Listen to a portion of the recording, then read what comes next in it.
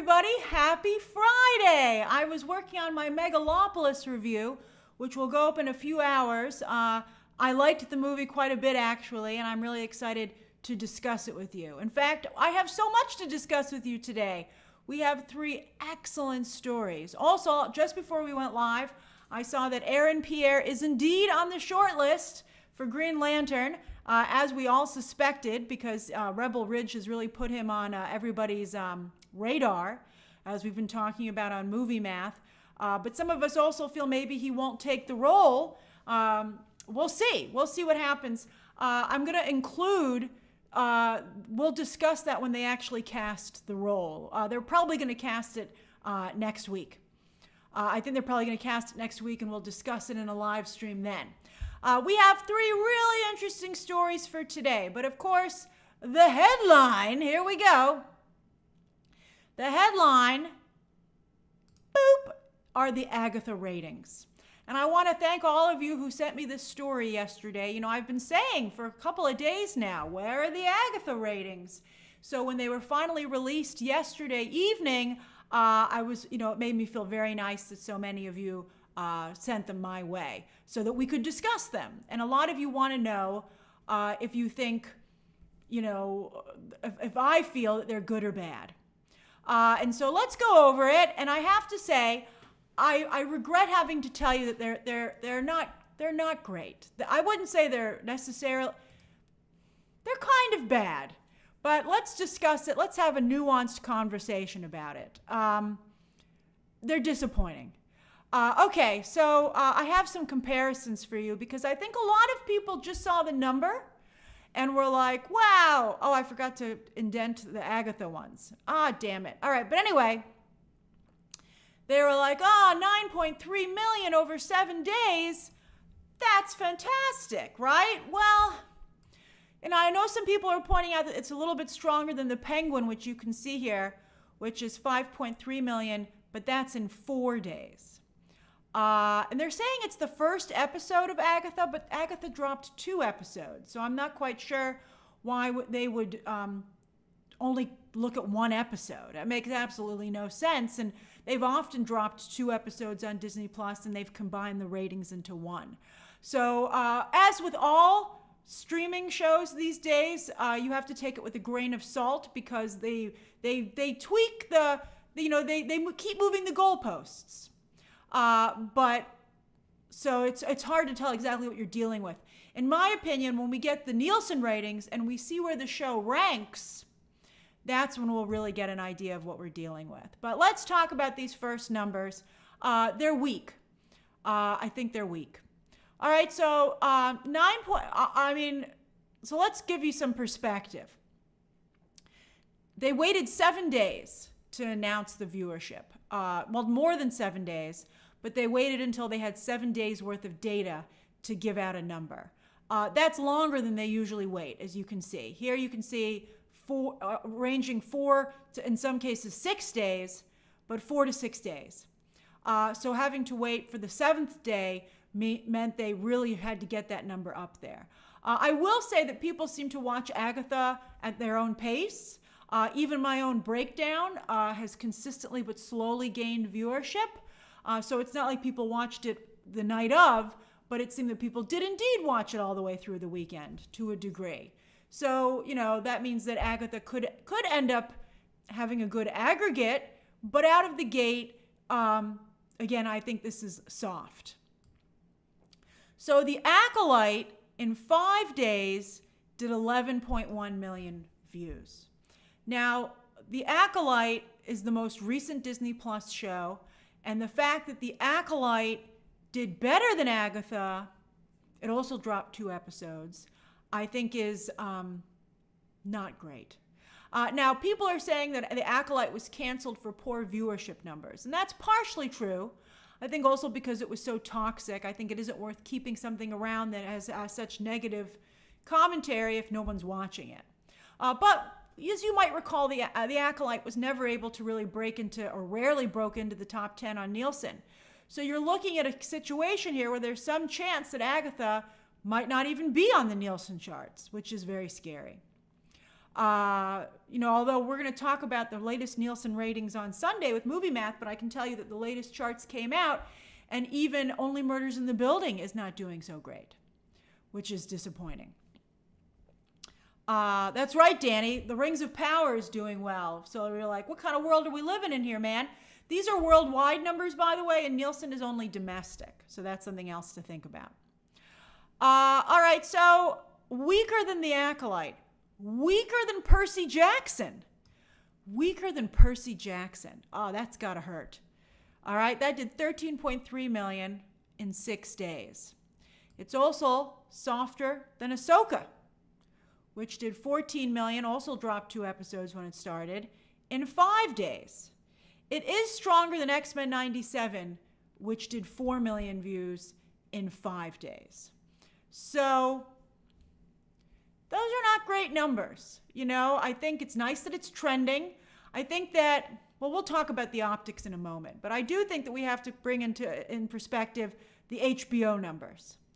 So HBO and Max, I think what's interesting here is that their content, not their incredibly popular content like The Last of Us and House of the Dragon, but their mid-range show, I'll explain what optics are in a minute, Danny. Their mid-range shows like The Penguin, Succession, and White Lotus, and even True Detective are lower than what a service like Disney Plus can deliver. But I guess the budgets are what make the difference here. Because, True Detective, White Lotus, Succession, these aren't shows that cost $100 to $200 million to make. They're not genre shows.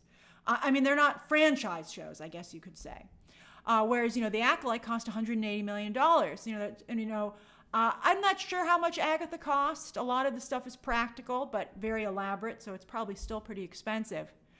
But, I've seen some people say, well, Agatha is performing well for a Marvel show. But I think that Star Wars is a reasonable comp. I think Star Wars and Marvel are in the same space. And so they should be performing at the same level. If Marvel shows are traditionally weaker than Star Wars shows, then Marvel has I don't think the bar is lower for Marvel. I say that all Marvel shows therefore have a problem. So it's not good. These numbers are not great, okay? BR117 said James Gunn posted that Penguin had higher viewership than House of the Dragon. I'd have to see what he's referencing, but certainly not off of this number. That couldn't possibly be true. Is he talking about with Max? That just doesn't make any sense to me. If the Penguin had better viewership than House of the Dragon, everyone would be talking about it. I can guarantee you that would be a headline across all the trades if it had higher viewership than House of the Dragon. It's disingenuous. And I wish that he wouldn't do things like that. He doesn't need to, because it creates a negative around the Penguin when the show has pretty good positive conversation right now.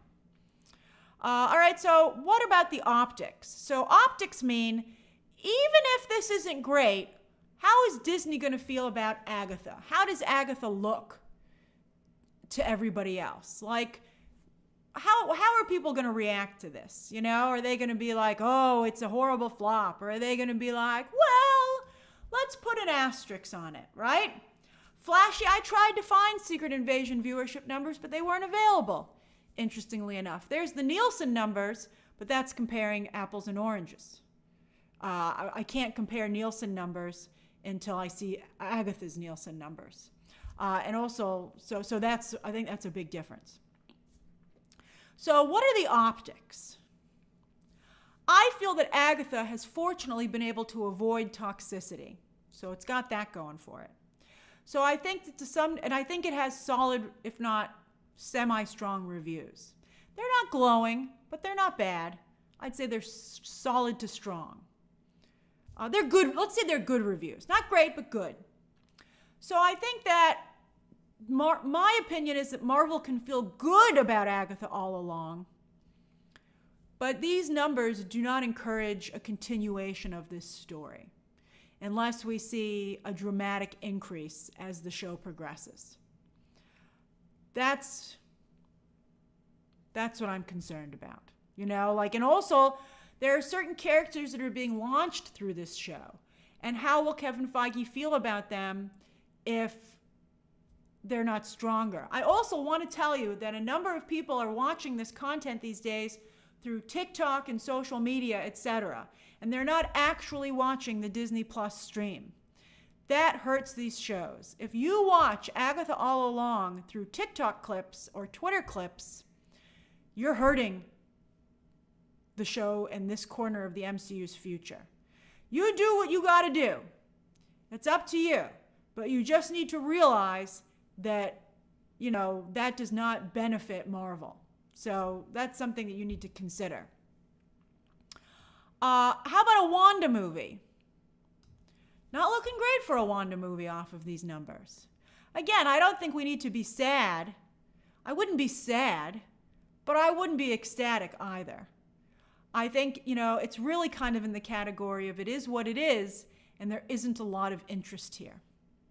To me, this says that Wanda is more popular as a supporting character in someone else's story, which is really sad to have to say. Even as those words left my mouth, I felt bad about it. And maybe that's the problem. Maybe the problem is that Wanda is not on this show. Why is this show not featuring Wanda? Why is it a show about her villain instead of Wanda herself? And maybe this is another example of, a franchise choosing to focus on the characters that interest the powers that be rather than focus on the characters that interest the audience. Will we see that with other upcoming projects like Thunderbolts? It's just, and to have Wanda judged for a show that she's not on is problematic. But yet at the same time, it's going to create tension and nervousness among the executives. Because they're going to say, well, maybe Wanda would do better, but maybe she wouldn't. Because is Wanda dramatically different from the characters that we're spotlighting? I also feel bad about representation, and there has to be the question, did Agatha cast a wide enough net of appeal? I continue to feel that Variety did real damage with the way they framed the show and their coverage. And did it make it, we want it to seem like LGBTQ characters for everyone instead of something that's directed only at that audience. And they made the very strong choice, to have almost an entirely LGBTQ cast, of characters.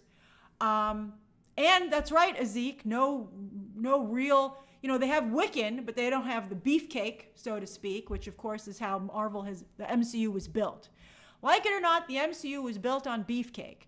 And, so that's something Star Wars has benefited from as well. Think about the characters that really stand out. Shirtless Kylo Ren, Khmer.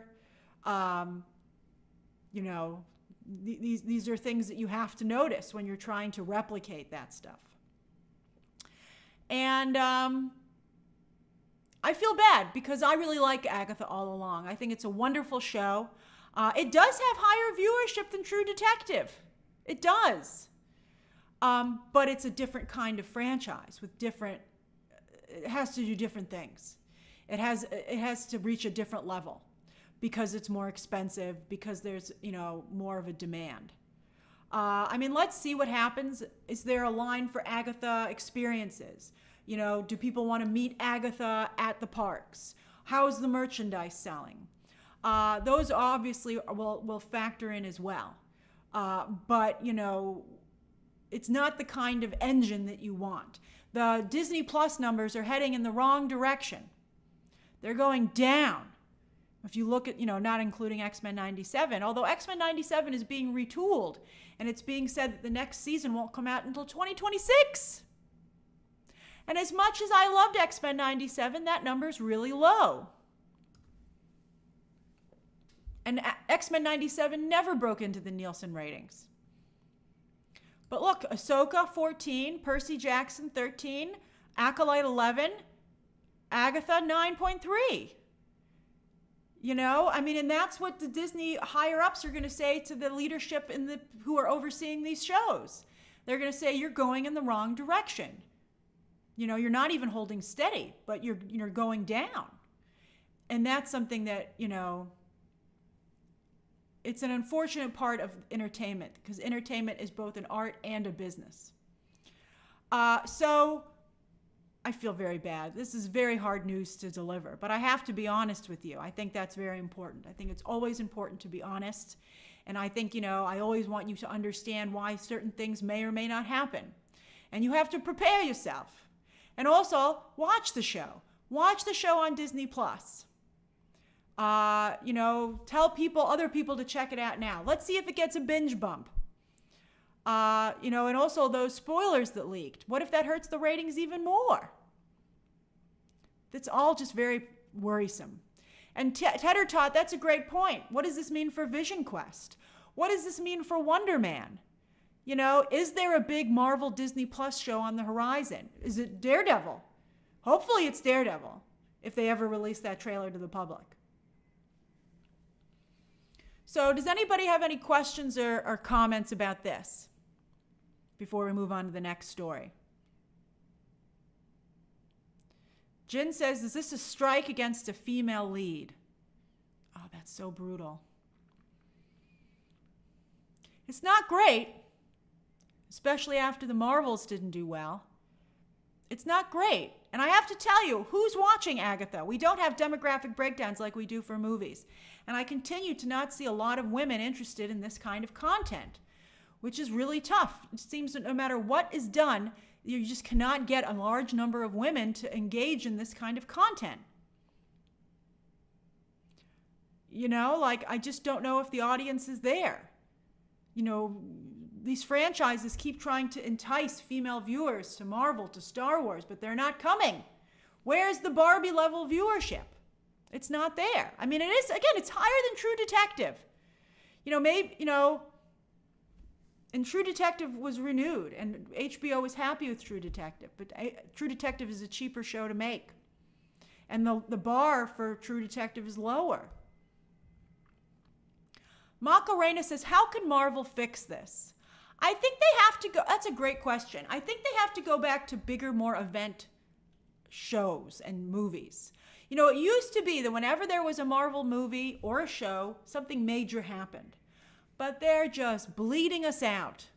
They're like, oh, you know, Wanda's not coming back just yet. Oh, is that her son? Oh, maybe you'll find out at the end of the show. You're like, speed up the pace, man. You have so much stuff you have to do anyway. Why are you taking so long? I think that would help substantially. Let's see here. Hold on. I'm going back. I know I missed some questions here. All right. So,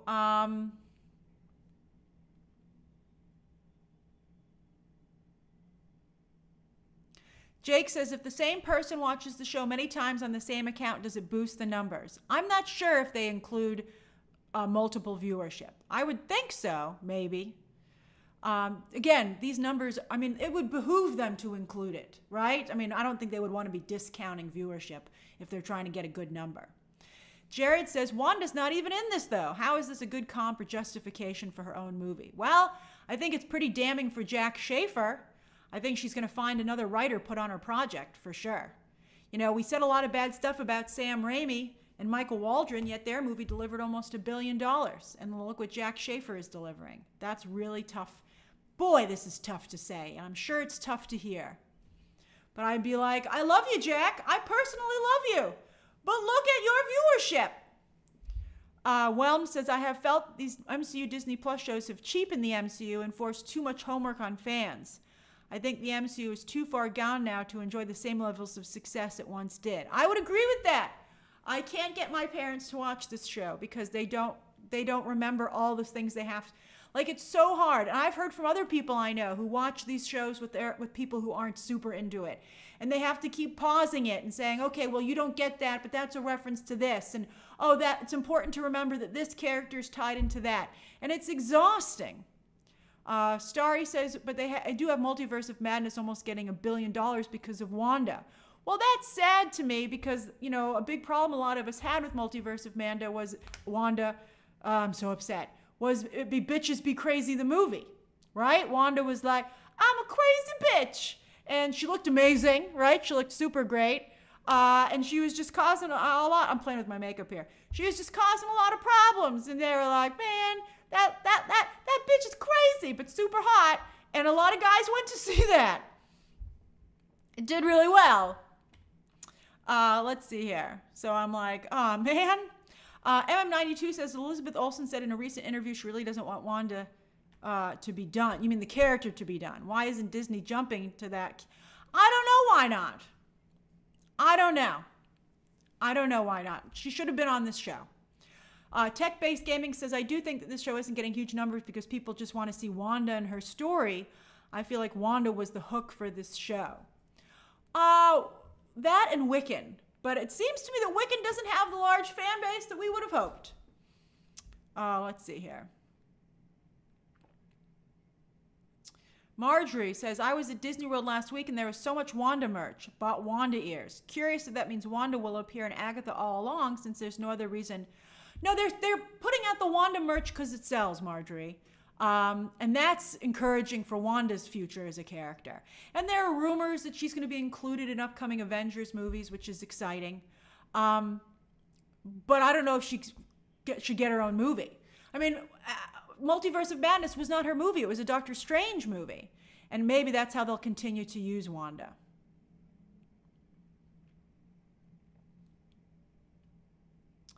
Ramanzilla says, I think Marvel's big... King Denmark, by the way, says, let's be real. If it included the second episode, the viewership would have been stronger. But how do you know that? Why wouldn't they include the second episode? They want an hour of time just like the Penguin had. Why wouldn't they include both episodes and get a bigger number? They included both episodes when they were counting the Acolyte, Percy Jackson, Ahsoka, and X-Men 97.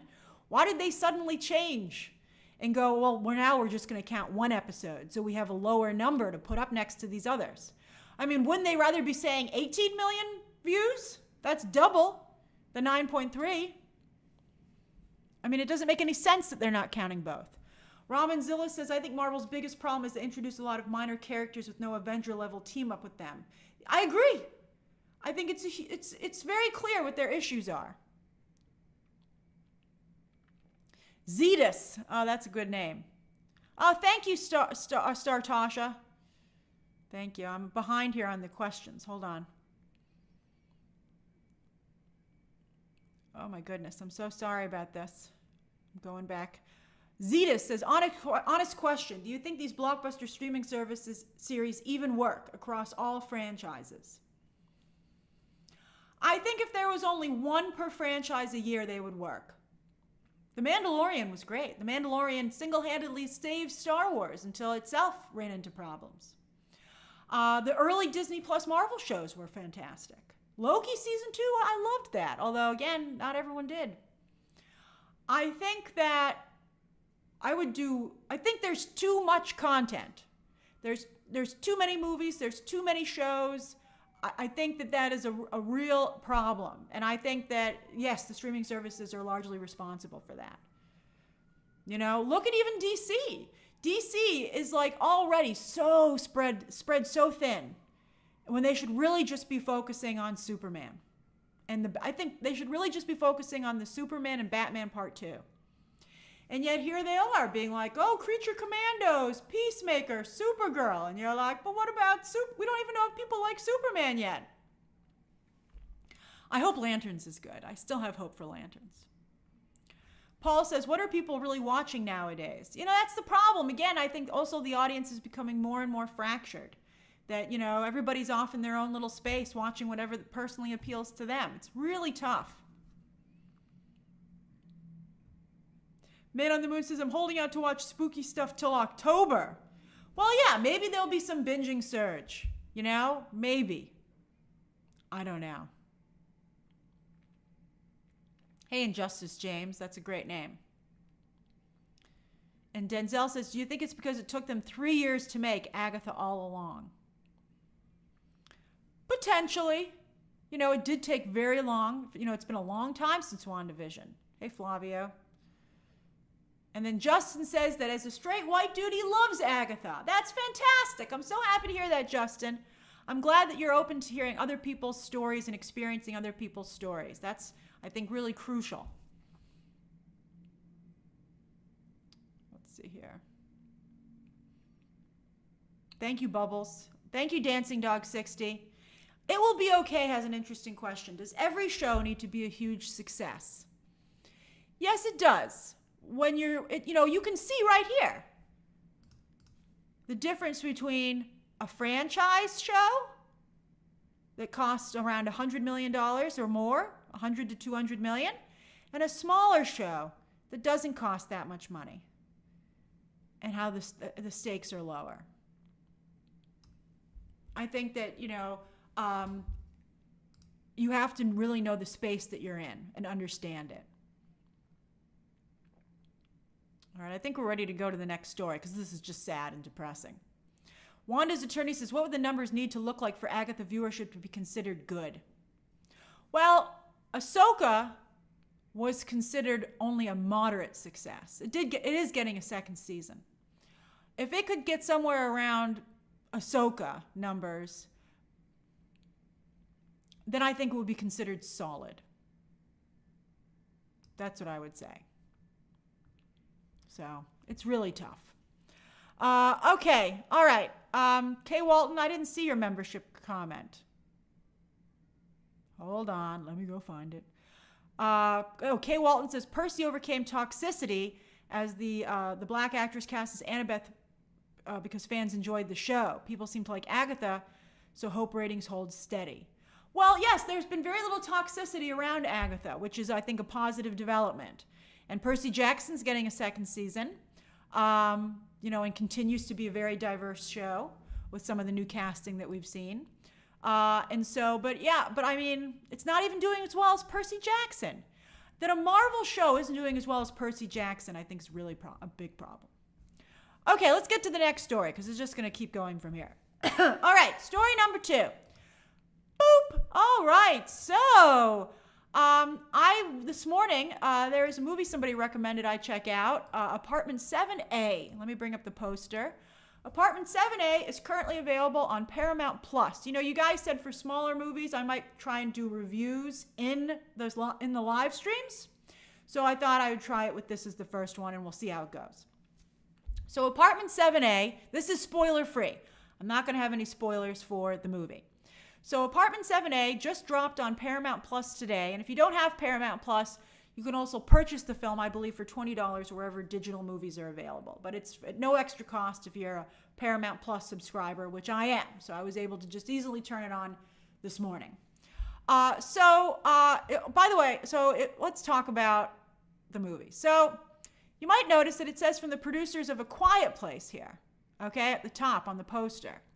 And that's because John Krasinski is a producer on this film. And I think when you see I think the film's quite good.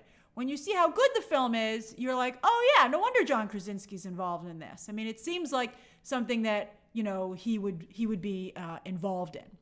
And again, as I said, it's available on Paramount Plus, or as you can see, you can buy it on digital. So it is a Rosemary's Baby prequel. I don't know how many of you have seen Rosemary's Baby. Rosemary's Baby, of course, is the Roman Polanski movie starring Mia Farrow, which took place, it's infamously associated with the Dakota. The Dakota is a real-life apartment building here in New York City on the Upper West Side, and it's also where, infamously, John Lennon was assassinated because he used to live there as well. So it's a film. There's a picture of it. That's from the original movie with Mia Farrow.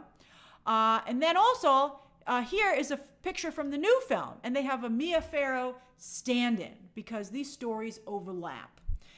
This is the story of the woman who came before Rosemary. The first attempt at the Satanist cult to have someone give birth to the Antichrist. That's right, Terry. And that's who Julia Garner is playing. So she is the first attempt, or as you find out in the movie, one of many attempts to get someone to do this, to be the vessel. So that's the setup. And I think that's very interesting. It did make me want to watch Rosemary's Baby again, which I believe is available on Paramount+. And I've seen a couple of people point out that this is a very good entry point to the film, and I think it also makes it a little bit more accessible, perhaps, to modern-day audiences. And for those of you asking about scares and stuff like that, this is very much at the level of Rosemary's Baby. It's not like a jump scare movie. It's supposed to be unsettling. And in fact, as the movie progresses, I think it becomes more and more disturbing and also more and more sad. I thought it gave me a lot to think about. I thought it was a very, very interesting movie. Now, one of the most fascinating elements of it was that, and this was incredible to me, is that it highlighted that the cult was originally going after, this is a fictional story, okay? But as it's been expanded upon, the cult originally made the mistake of going after single career women. And this movie points out why they decide to change course, and with Rosemary's Baby, go after someone who's more interested in being a mother, who maybe would be a better target for this task, so to speak. And that comparison I found fascinating. Also, I think it really highlights a lot of the discussions that we're having today.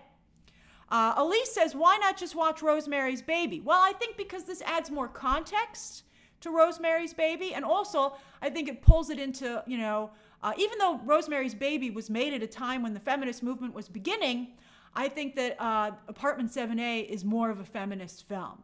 And I think that they kind of complement each other as two different types of women and two different types of viewpoints. So that's very, very interesting. Also, another interesting comparison is agency. Now, in the Rosemary's Baby film, Rosemary is very much being manipulated not only by this cult, but her own husband. Here, the main character here, Terry, is single. So she has more agency as a character, but also, therefore, more culpability. She personally makes these choices which put her in this scenario. So that also is very interesting. That's a very, they make a great set, so I think that's what's really cool. Then also, there's the discussion about control over your own body, particularly as we talk about, I saw a couple of other reviews mentioning, the current discussion we're having these days about Roe v. Wade and abortion rights. And I think that this movie is a genre-tinted discussion about that as well. About circumstances and autonomy, and also at one point, sometimes women are considered no longer in charge of their own body, because there's something else or someone else inside of it. So that's really interesting, and how women's rights can be taken away, and that's in some of the ways that's how the movie is scary. So I think very, very interesting from that perspective. Now, not only is that commentary there, and not only is there a lot of discussion about, contrasting and comparing to Rosemary's Baby, but I also felt that the visuals were very interesting, and that the dance sequences that are included in the movie. Now, when the movie starts out, it's very theatrical, and I wasn't quite sure where they were going with that, but it ended up being really interesting. And I thought the way the sequences are done had a surrealist quality to them because of that. And I thought that the costumes and the makeup were all very interesting. And also, there's a big exploration about cults. And there happen to be a number of cults that are, let's just say, involved in show business, because it's a business of relationships, and they're easier to influence. So there are real life cults at play in Hollywood, and that's very much, part of this story as well. And how a cult can lure you in with the carrot, with the positives. And that is also very interesting to watch in the movie. And so that's why I think show business is such a big part of this movie. And also in the original Rosemary's Baby movie, Rosemary's husband is the one who's an actor, which is also fascinating. I want to point out also the movie has two wonderful female characters. Where's my arrow? Okay, with Julia Garner and Diane Wiest. Let's talk about Diane Wiest first. So if you look at this original still, Diane Wiest is playing this character, the character with Mia Farrow there. And she does just such a wonderful job. She's almost like an older Harley Quinn in her performance. You know, she has a Harley Quinn type dialect. She is adorable but menacing at the same time. And I just thought her performance was phenomenal. Really, really strong. And then as for Julia Garner, we all, of course, love Julia Garner from Ozark. But this was, I think, like one of Julia Garner's best performances I've ever seen. I thought she was incredible. It was a really strong role for her. She's very much the lead, and she was just given so much to portray. And so I thought she did a phenomenal job as well. So I just thought this was a really solid film. And I think it's something worth checking out this weekend. You know, if you have Paramount Plus or if you want to spend $20 to get it online, I think it's really good. And I think it's interesting to see a classic film expanded upon in such an interesting and dynamic way, where it's not a redux of the original film, as I think it might seem at first glance, but instead is expanding the conversation and very much, you know, putting a modern lens on it, not only in terms of what we discussed today, but I think how we're able to have deeper discussions today because we've opened up what we're willing to discuss. You know, I think Rosemary's Baby went as far as it could in the 1960s, and this movie takes that conversation even further. So I just, you know, and it's a slow burn, just like Rosemary's Baby. So stick with it, and I think that you will be enchanted, especially if you understand what the movie is. I just thought it was excellent. All right, does anybody have any questions or comments about this film, about this story, before we go to the third story of the day?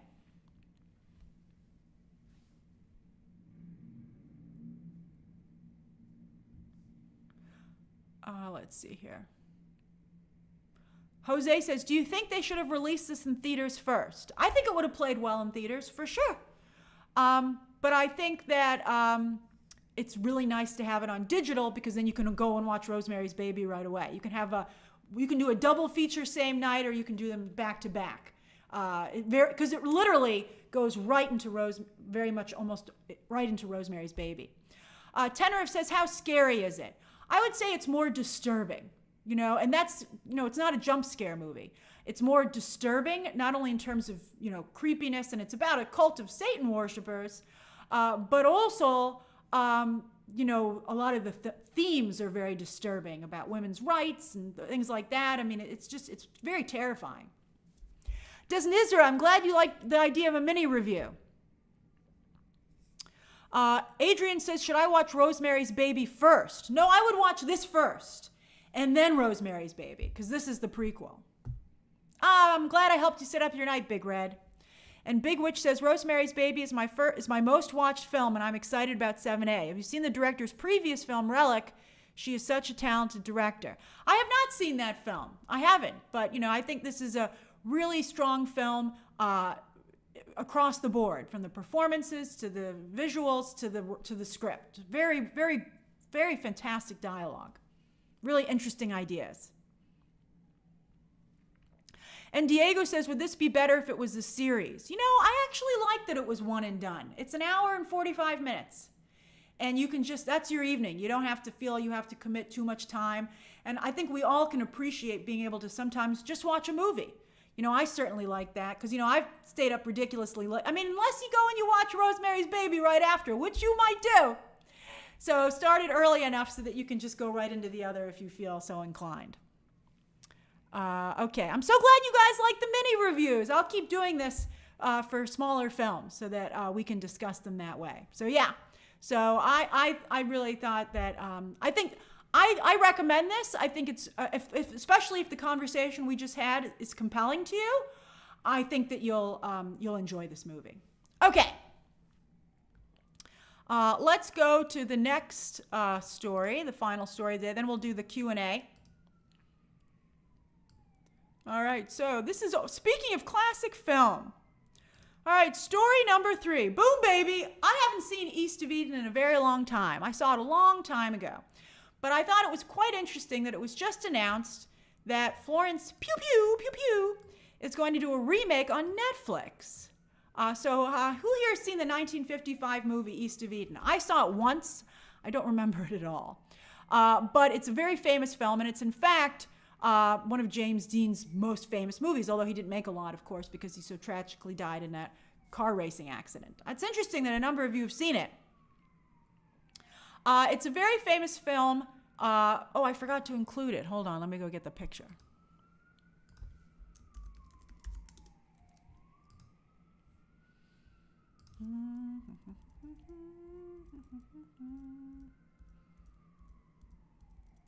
Hold on, where'd it go? I know I got it.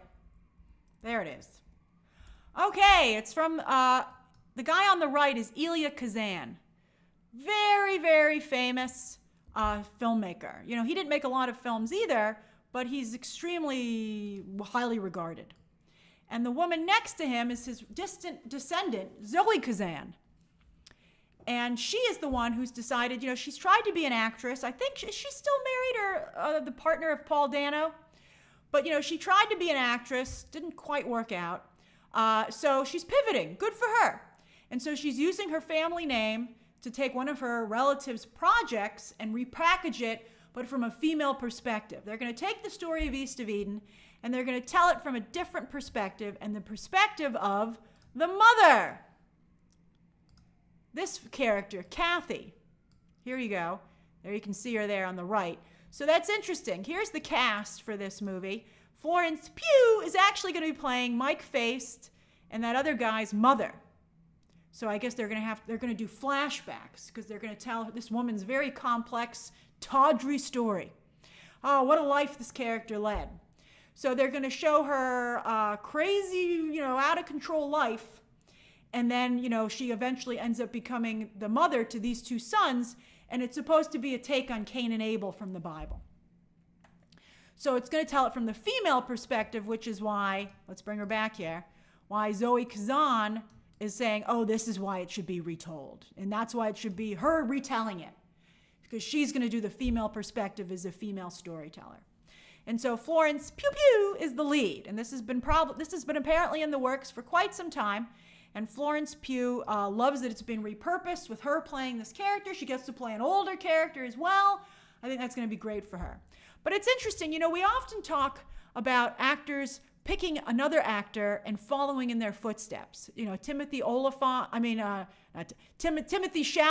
is clearly trying to do Johnny Depp. George Clooney, Cary Grant. I think that Robert Pattinson is trying to do, I think to some degree, Leonardo DiCaprio. We see this again and again and again. And it was interesting to me to see that Florence Pugh seems to have selected Miss Kate Winslet. Isn't that interesting? And that's actually a pretty solid choice for her. When you think about, oh, that's right, Gal Gadot was following Angelina Jolie. And, you know, I think that when I have to think about it, I'm like, you know, Florence Pugh, you might have picked really well there. Because Kate Winslet, her career is really progressing very nicely, and she's continuing to be very prolific in her work. And that's, I think, a fabulous parallel for Florence Pugh, to pick roles like that, to look at Kate Winslet's library of roles and say, I want to look for projects like that. Now, Kate Winslet infamously remade Mildred Pierce. You shouldn't remake Mildred Pierce. You can't top the Joan Crawford film. I watch it every couple of years. It's incredible. But still, you know, of course, you know, it's a similar play. And also, Mildred Pierce is a lot more highly regarded than East of Eden. You know, as soon as somebody says, I'm remaking Mildred Pierce, most people would go, that's blasphemous. But if you say you're remaking East of Eden, someone goes, ooh, tell me more. So it's very clever. But yeah, so I'm interested in this. And that's right, Michael Macenas. Kate Winslet did redo Mildred Pierce and redid it as a miniseries, just as this will be a miniseries. So yes, as you can see, Kathy Ames is a crazy character. We just talked about Kate Winslet. But then the last thing I want to touch on is Mike Feist. There he is. I love you, Mike Feist. There he is. He's right there. He's the third one in. I love Mike Feist. I loved him in West Side Story, Steven Spielberg's West Side Story. In fact, Quentin Tarantino gave him a shout out as the most impressive person in that film, and I think most of us would agree. He also, of course, was just in Challengers, and Josh O'Connor stole a lot of his thunder, but I thought Mike Faist was better. I thought Mike Faist was electric. I think he's an incredible performer. And he has the James Dean role, which makes me so happy that he's going to get that comparison. And I'm very, very excited about that opportunity for him. And it's also interesting because Mike Faist plays a lot of roles that are LGBTQ. He has not commented on his own personal, what he is, if he's in that group himself in real life. He doesn't need to. It's none of our business. But he does gravitate towards those roles. He also recently was on the West End in London doing a theatrical version of Brokeback Mountain. And I think it's fascinating because James Dean is long been rumored to be LGBTQ himself. And so, perhaps, maybe bisexual. So I think that's fascinating. And I think to have Mike Faist in that role, Mike Faist is such a strong, charismatic, interesting performer that I think he does capture the magic that James Dean had. And so that's very, very interesting. And so the fact that this has Florence Pugh and Mike Faist in it, I mean, with all due respect to these other actors, that's what to me makes it a must-watch, because I'm a big stan of both of them. All right, so what do you guys have any questions or comments about this? And I guess we all have to rewatch East of Eden now. Oh, is Challengers doing well on Prime Video? That makes my day. Hopefully we'll see it soon on Nielsen, because that would make me very happy.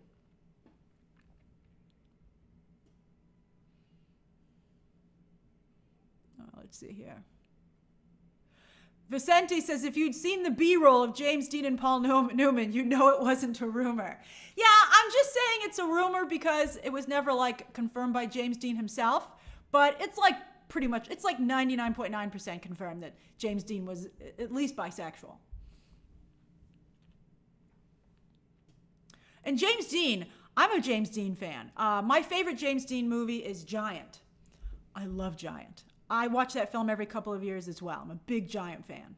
Giant also stars Rock Hudson, who was he was confirmed LGBT, by the way. Very tragic, one of the first celebrities to die of AIDS. But also Elizabeth Taylor as well, who was very close with Rock Hudson.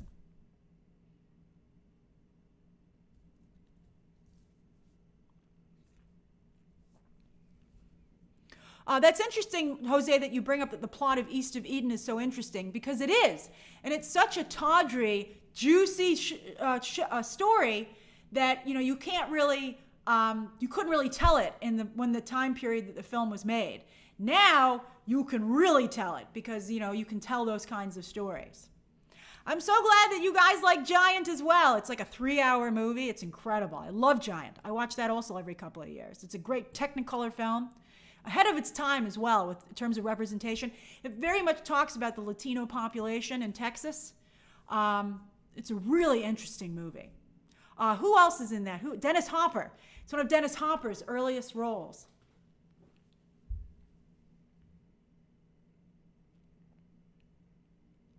Dory, that's right. James Franco did try to be the new James Dean. He tried very hard to be the new James Dean. But I think Mike Faist is truly the new James Dean, if we're looking for careers to follow. Although, of course, you can't really map James Dean's career because he so tragically died so young. He made very few movies.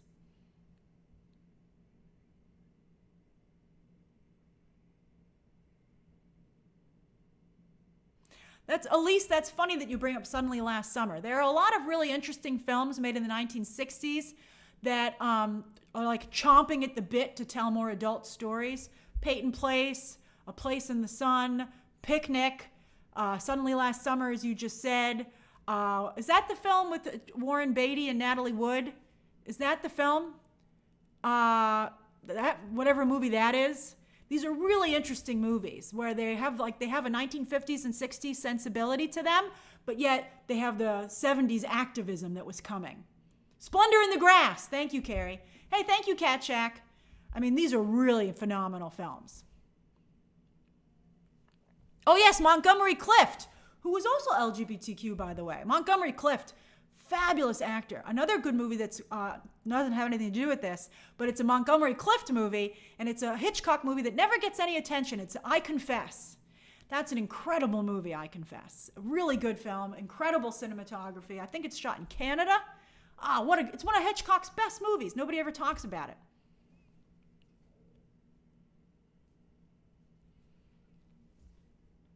All right, I got to get going on my Megalopolis edit, and we're just talking about classic film here. But what a great Friday! From Rosemary's Baby to all these movies, and Rosemary's Baby kind of fits here as well. Although, of course, they were starting to move into horror at that point. Not a lot of horror in the mainstream before that. Interestingly, isn't that interesting? But this is just so fun.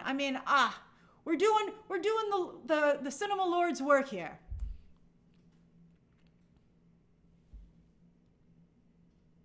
Brett, I'm so glad you enjoyed this conversation. I hope you guys wrote all these movies down because these are great films to watch.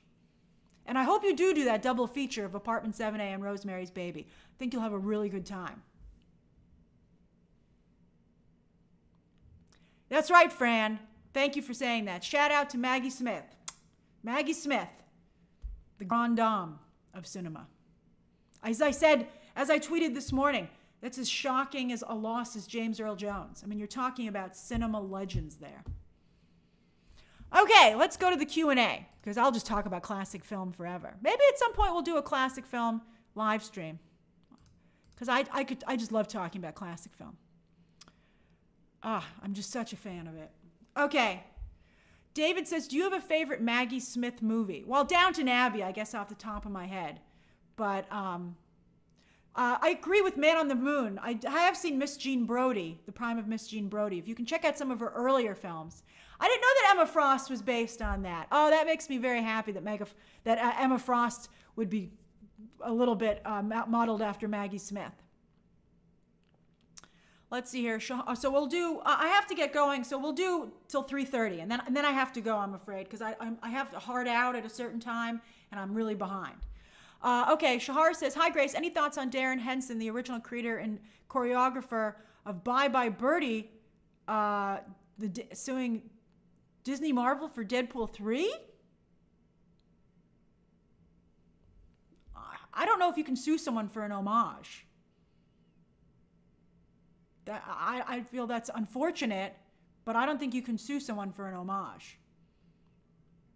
That would grind the film industry and art to a halt if you could sue someone for an homage. Thank you, Tom. That was very kind of you to gift a membership. Abdil says, one of my favorite books was East of Eden. It was a wonderful story that spanned decades. Well, bring on the miniseries then, right? Kay Walton, Sister Act is great. I saw a lot of Sister Act clips this morning. Big Red, I can't do a Last of Us watch along for the cutscenes because that's like 9 hours. And also, I'm pretty sure I would get in trouble. Let's see here. Oh, I'm glad you guys like my shirt. This is a new shirt. You're seeing it. I've never worn it before. I was going through my closet and I was like, you know what? I'm going to wear it.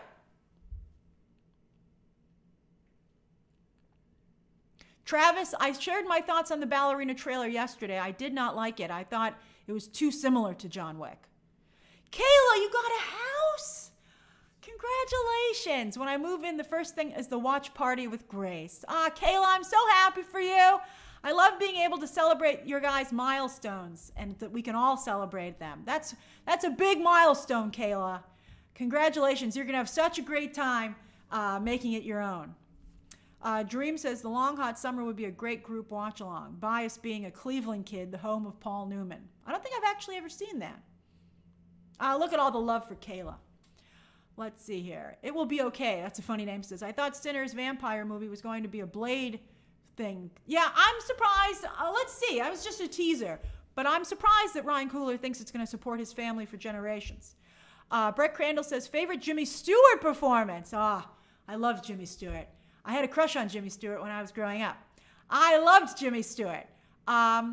I love all Jimmy Stewart performances. I guess my favorite would be Rear Window, obviously. But also, I've come to really appreciate It's a Wonderful Life as I've gotten older. You know, I think It's a Wonderful Life is like it's so interesting to judge the film based on where you are in life. And so obviously that's an incredible performance. He's also good in The Shop Around the Corner, which I sometimes watch at Christmas as well. He's great. Eminem92 says, Happy Friday, Grace. Hypothetically, which Batman villain would you love to see get a Max origin series like Penguin? If they don't do him in the film, Mr. Freeze would be great for that, obviously. I'd love to see Poison Ivy get some love, finally. That would be great, although I worry about it. I don't know how. I'm curious to see how you feel about how they stretched Penguin's story out into 8 episodes. I love it. But, I mean, let's see. Catwoman, I think, would have been a great one. Fran, you continue to be so incredibly generous. Thank you so much. 50 memberships. My goodness. Talk about making it rain. Dancing Dog 60 says, Grace, why do you think Wednesday did well while Agatha is struggling? I feel they are similar. And Wednesday also has an LGBTQ element, if I can recall. I think that Wednesday is based off of the Addams Family, which is a bigger brand. I have to say, it's around since the 1930s. I also think that Wednesday you don't have to have watched anything else to appreciate Wednesday. Wednesday is ground zero for the story. And also, I think Wednesday was very commercial, I have to say. Dal Case brings up Vertigo. I don't love Vertigo. I'm always like, how does Jimmy Stewart not know he's getting played? It's so obvious. But I do have to say Vertigo is an interesting film. And if you're a big Jimmy Stewart fan, you'll make yourself watch it anyway. I recently rewatched it, and I thought it was not bad. It's my least favorite Jimmy Stewart film. But you can't have a bad Jimmy Stewart film. John Kamara says, although I've never watched his Westerns. John Kamara, I don't think he fits in Westerns. Although that was a big phase of his career. John Kamara says, will you watch The Substance when it gets on, what's Mubi? I don't even know what Mubi is. I'd like to watch The Substance eventually, but I don't know if it's worth my seeing in theaters. I watched Megalopolis. It's hard to get to the theater. Let's see. Mark Chapman says, just want to send a shout out to my favorite show, The Foundation, one of the most beautiful shows I've seen. I know they're having some budget issues, and I hope the production quality doesn't suffer. That's very sweet of you. Who just gifted more? I just saw some more memberships come in here. Dory, thank you so much. And Jareem, thank you. You guys are so generous. Thank you. And Abdul says, fascinating always because John Steinbeck tended to write female characters in a very misogynistic way. Excited for a woman's perspective on that book. I'm excited too, and I haven't even read John Steinbeck. But yeah, I think it'll be really interesting to see that. That's right, Batman. It is almost a Wonderful Life season. I watch it every year. Hey, Danny, of course you can get a shout out. And Anna says 87 North has 2 R-rated ballet thrillers coming out in theaters next year. Ballerina and Ballerina Overdrive, which now stars Uma Thurman. That's ridiculous. My thoughts are that that's dumb. And thank you for bringing it up. And Sherm says The Wild Robot is phenomenal. That's what I'm hearing. But I don't think that it's getting enough attention. I think it'll do very well on digital and streaming. That doesn't really seem like a movie that people will go to the theater for the most part. But we'll see. Natalie, I'm so glad that you like this community. That's such a nice thing for you to say. I'm glad you feel that way. That makes me so happy. And so I continue to just be so honored to have people who are so great drawn to my videos and to this community. And, this community is a reflection of all of us. Julia got canceled, Whelmed? I didn't like Julia. I thought Julia kind of went off the rails. So I would unfortunately agree with that decision. I'm sorry to say. All right, everybody. That's right. When's CCXP, Ben? When's CCXP? I'll have to look that up. All right, everybody. I had a wonderful time talking to you as always. Thank you so much. Thank you for joining in, and I hope you have a wonderful rest of your day. My Megalopolis review will be going up soon, and today, and Sunday's Movie Math, of course, as always. All right, everybody. See you soon. Bye-bye. Bye-bye.